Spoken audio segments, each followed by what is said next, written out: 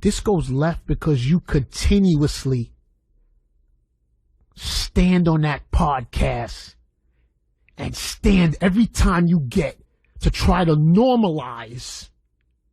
You try to normalize it every chance that you get, that it's okay to put pills in a woman's drink. You talk about it all the time, that it's okay, or it happens, or because you're young, to put drugs in a woman's drink and have sex with her while she's incoherent. You talk about it all the time. That's what makes you a nasty creep.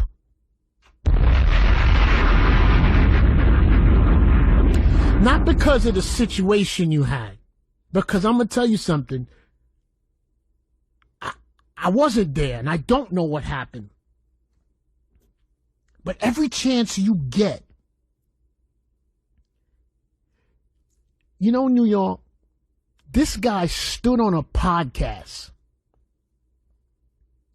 and he talked about spring break and meeting a young lady, putting something in her drink, and then having sex with her when she was incoherent, laughing about it.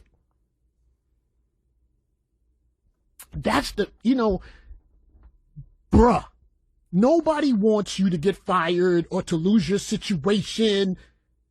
Nobody's like, man, the fact that you try to normalize that that's okay, that that's good, like it's things that men do.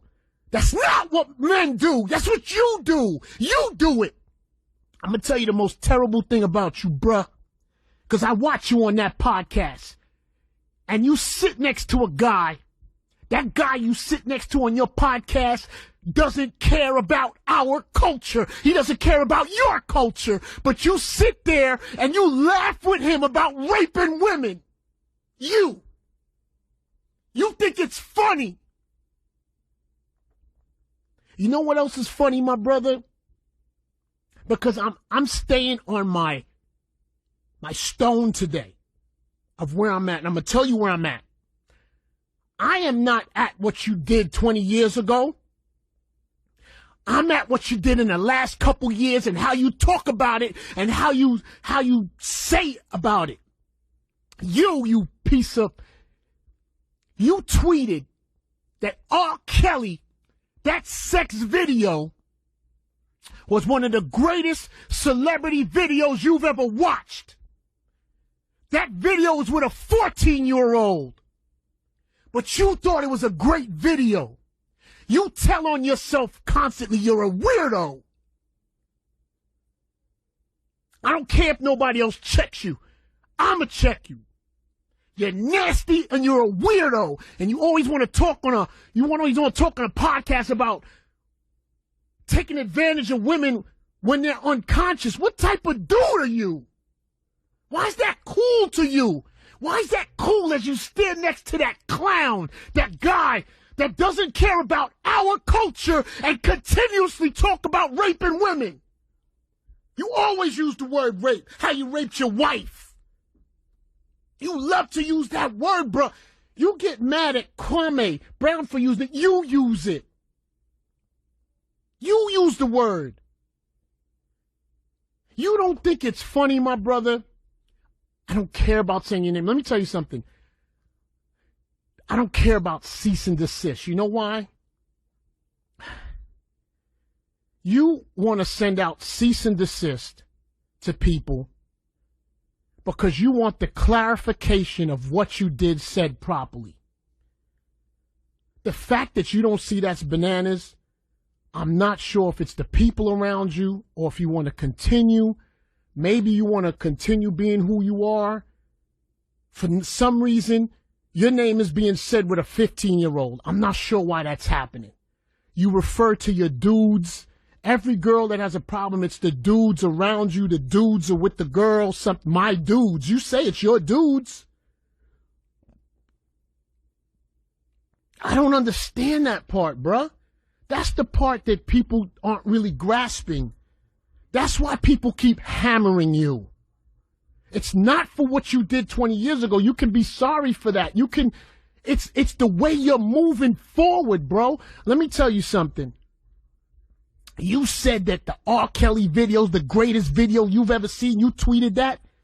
And you know how that came out? Because you had the nerve to go on an R. Kelly documentary to talk about a pedophile. You're a pedophile! You're a pedophile! You! Is it okay if R. Kelly is in the video with your kids? Is it still a great video? You nasty. Is that a good video?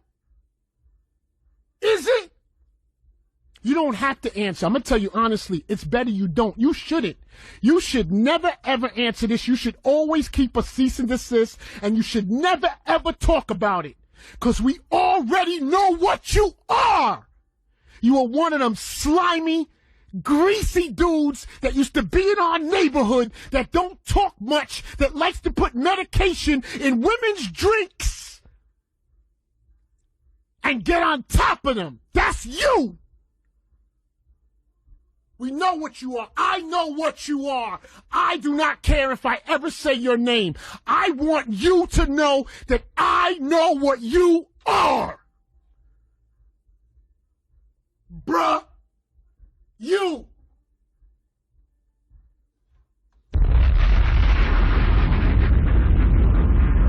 You're nasty and you're disgusting. And you like to joke about, it's the podcasting that takes me to a bad place. It's your joking about it that takes me to that place.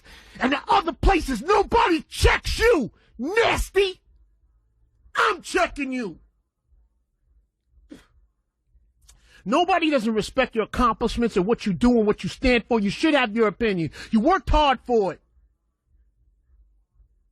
Don't confuse popularity with doing whatever you feel you can do. You hear the emphasis in that mother's voice. You watched it. You know how I know you watch it. You know everything that people are saying because you send out the cease and desist. Cease and desist means you're lying. You do not want people to discuss the subject. And guess what? You're right. Maybe people shouldn't, and they shouldn't hurt your brand. And there's a part of that I see, and I agree with you. What makes you a creep, what makes you a nasty creep is you keep making jokes and how funny it is for a woman to get raped while she has drugs in her and not being able to remember. That's the part, you creep. You nasty creep. That's the part people are saying they can't stand about you. Nasty. I wish that would happen to my daughter. Spit in your face. Going to be a friend to us. He came to us and said, don't worry, nothing's going to happen to her. And I'll make sure that she'll be safe. He eluded us to believe and trust in him. And then he turns around and violates my daughter by raping and drugging her. And then he gets away with it. When I made the decision not for my daughter to testify, I was focused on her well-being, and I wanted the best for her. I didn't want to put her in the stand to relive all of that pain and suffering. If he was suffering. And now, 17 years later, because he continues to make mockery about it, joke and laugh about it, like it doesn't even matter to him, or he has no regrets or anything. Then he tries to cover it up with his money and his high-class attorneys. And now, he's not going to be punished for it. Justice is not fair, and we will not stop fighting. We will fight for justice and closure for my daughter Jessica and this family. According to the detectives, because he negotiated a plea deal, he cannot be prosecuted for the rape charge. Suffering. So prior to this New York, I played Jessica Reed's interview with Star, and that was what we just played was Jessica Reed's mom, Jocelyn Sullivan. Now, you can watch all the things online, or and come to your own conclusion. So New York City, I'm gonna take time right now and give my opinion.